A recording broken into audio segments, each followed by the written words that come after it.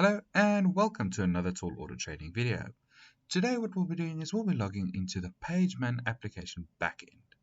First thing that you're going to be doing is you're going to type in the address that's as is above here to go to admin.pageman.com/site/login. Your support installation officer will be able to give you this information at any point in time, and should you need any further assistance, you can email us at support@toolautopos.com, or you can call us on our landline on a 24/7 basis. So the first thing that you'll be doing is you'll be typing your email address that will be registered to your PageMan account.